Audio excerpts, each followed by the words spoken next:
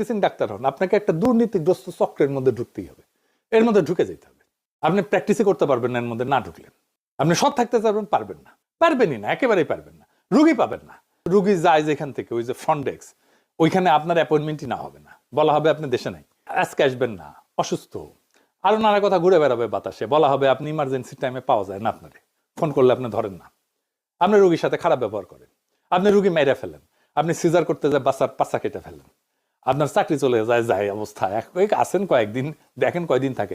এই তো সেদিন ওটির টেবিলে একটা রুগী মারা গেল, আপনি শেষ। আপনার মেধা দিয়ে কি করবেন? আপনার ক্লিনিক্যাল স্কিল দিয়ে কি করবেন? আপনি তো ফেই ওই গেটকিপারের কাছে।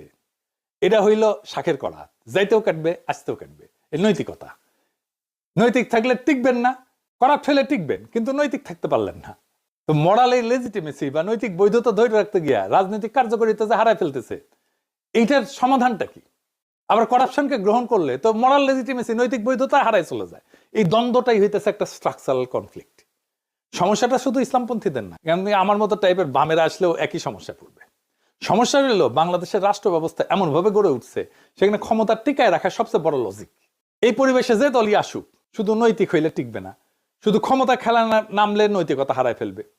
অর্থাৎ নৈতিক রাজনীতি এবং রাষ্ট্র ক্ষমতার বাস্তব লজিকের মধ্যে একটা সংঘাত হবে। ক্ষমতার বাস্তব লজিক বলতে কি বোঝায় আসলে আরেকটু বুঝে দেখি।